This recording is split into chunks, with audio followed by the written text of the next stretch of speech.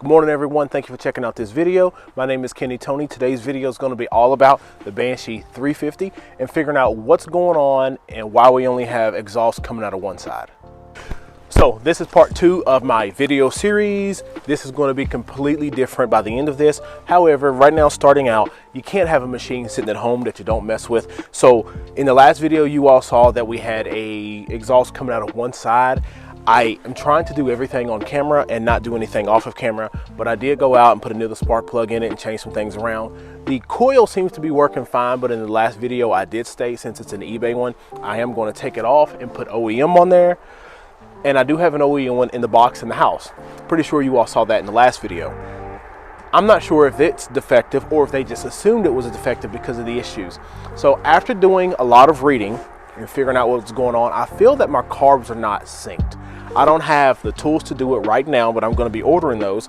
However, what we're going to do is go ahead and take off some of these parts, getting things exposed, and let us see what we're going to be working on. So let's get this seat off. He said I'm going to be looking online for a whole new seat or foam, whichever, or to figure this out. I do have a seat cover in there. I'm not really sure if I'm going to use it yet. However, we're going to just figure that out a long ways down the road. The seat cover is the last thing that I'm concerned about. Back plastics, as I stated, weren't really on there. Not really sure if these are any good or not. I know some people cut them like all up here and just cut all the fenders off. And these ones, you know, for me, they're not going to do anything because they're all broken around here and I want everything to be there. I ride with fenders, as I stated. This is a trail machine for me and I do not want to be completely covered in mud. So we got the plastics off and everything is exposed. It's crazy how fast a two-stroke comes apart compared to my other ones that have batteries and all the wiring harness coming to the back. But long story short, right here we are. We have the uni filters, which are pretty dry, and we have the DG exhausts. So the DG exhaust doesn't look too bad. It's not beat up. The cans are not destroyed or anything, but I will probably take them off and polish them if I decide to keep these routes. Make everything look nice and shiny. Down here, they do look like they need sealed and possibly repacked. Not really a huge concern there, but let me know down in the comment section. Are these garbage? Should I get rid of them, sell them, and then look at some other pipes? Or for what I'm going to be doing as far as trail riding, would this be okay? You all let me know your experiences with DG, post it down here. And if you do not like them, let me know what you do recommend. And then later on, I'll probably have some kind of poll or something, just figuring out what everyone recommends. And then we'll put those on the machine. Everything looks okay in here. We're going to work on, we're just going to go ahead and get these bolts out the back of the unis and go ahead and get these off. There's kind of no reason to even put them back on. I'm just going to put those away.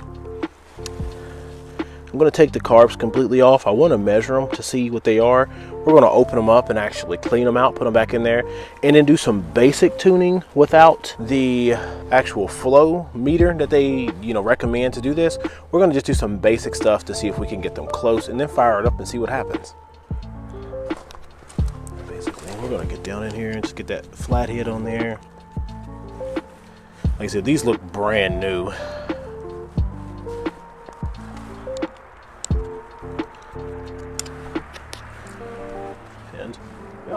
So we're going to get these wrapped up, put away.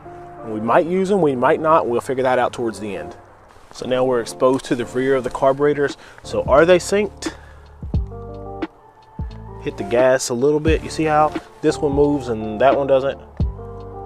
No, that's not synced. So,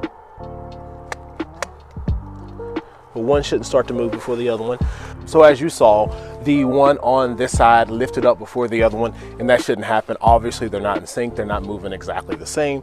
But what we're going to do is go ahead and get everything off the rear, get the carburetors completely out, and then we're going to take them inside, look at the jets, make sure they're okay, blow them out with some compressed air, and then reinstall them and then sync them up the best we can without that tool. We'll fine tune it with that tool later on. However, I just want to see what we're working with now.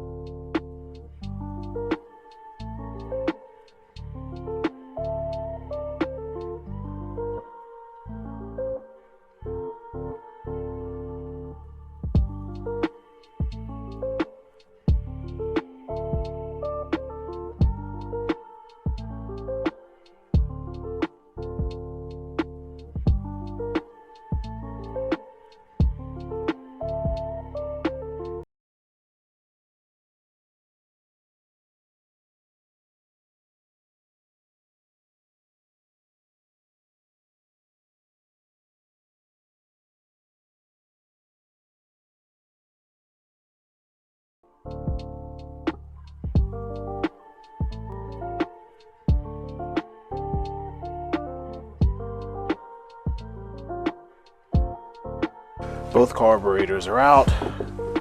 They're stating that they're both keying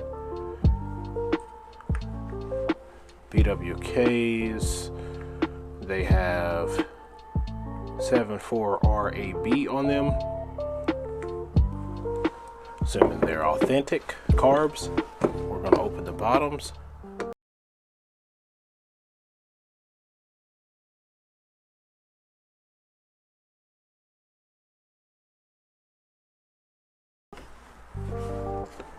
It's always so good when the screws come out easily.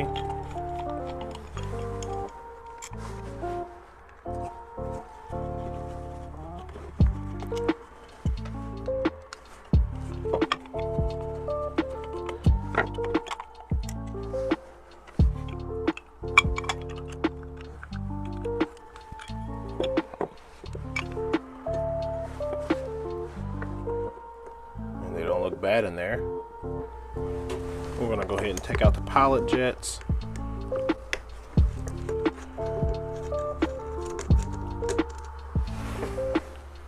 Make sure they're the same. I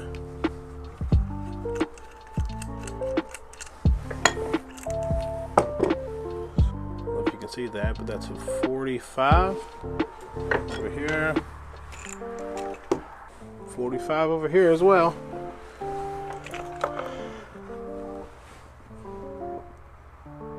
Going to blow through the port there and make sure everything's good.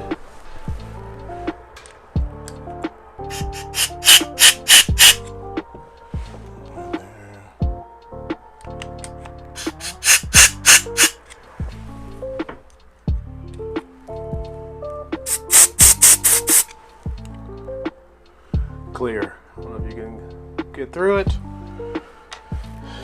This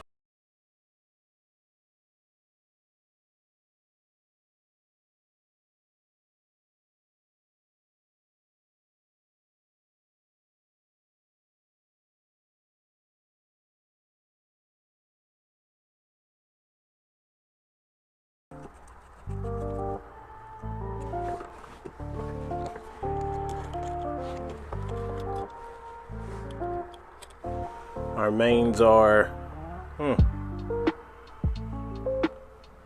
only 148. Maybe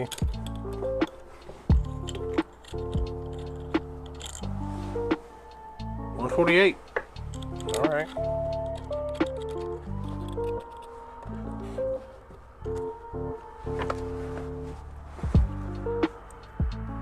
Yeah, you can see straight down through here, through that hole in the bottom.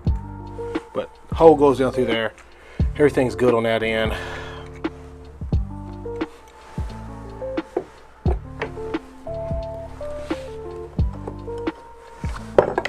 There is a possibility of disassembling these and Cerakoting them in the future, but I'm not 100% sure yet.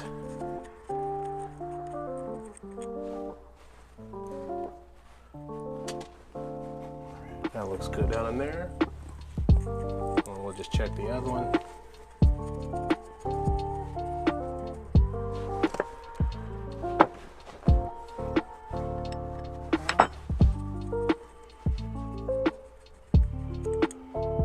Not dirty, not corroded. So I'm just looking through them, making sure we're all good.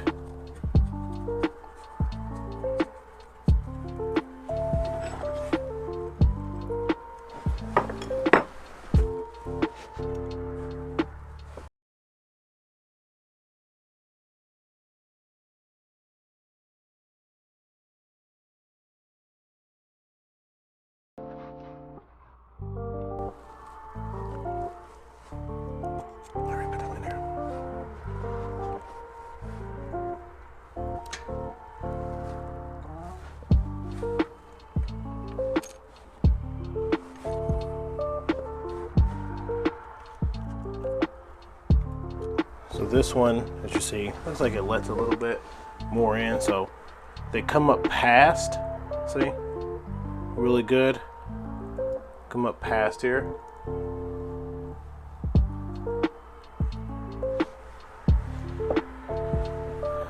These ones quite don't, so I'm gonna just make sure they're kind of even.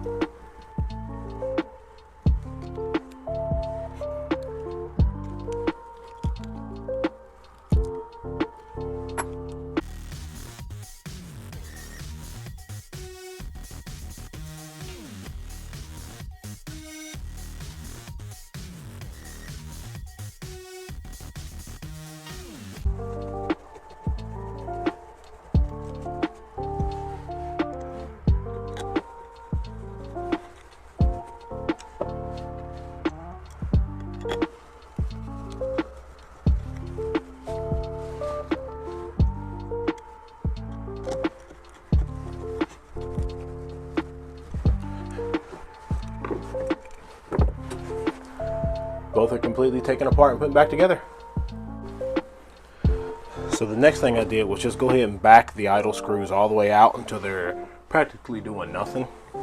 And then we're going to tighten up the air fuel mixture. 1, 2. So this one was 2 out. This one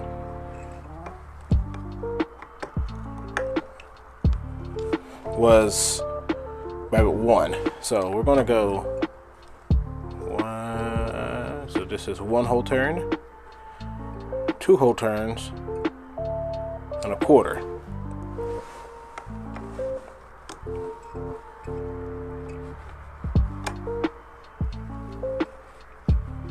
One whole turn, 2 whole turns, and a quarter. So we're going to see how these line up for us, or how they give us some response now. Alright. So my batteries are dead in this, so it's no big deal. That's why we have numbers. But I'm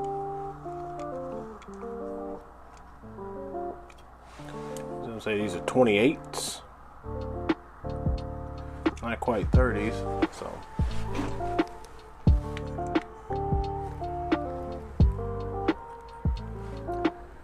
about 28. I'm not sure if we measure the outside or the inside.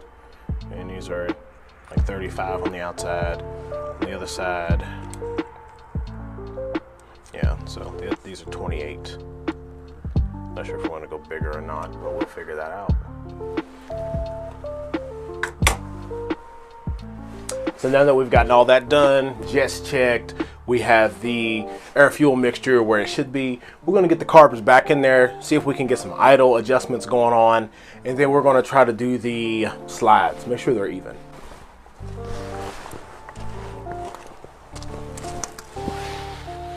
Carburetors are going to go back in, and we're going to put the slides back in as they came out. Go straight down in there. And we're actually going to tighten up the throttle, the idle screws, just until they at least touch, because there's no need to have it like 20 turns before we're able to do anything with it.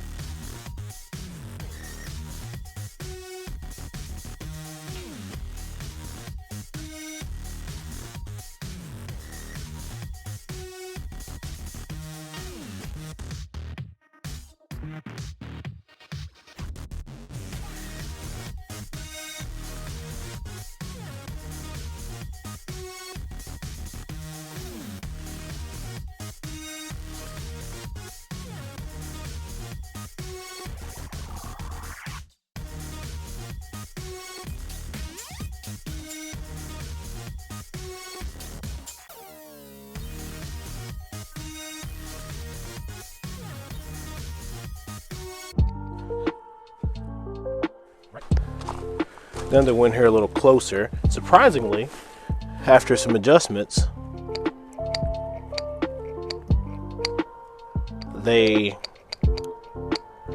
are in sync. Now, this isn't perfect. I know it's not perfect just because I don't have that tool. I'm going to get the tool. I just wanted to see what I'm working with now. So, we're going to just give these things a little bit of gas. Kick a few times.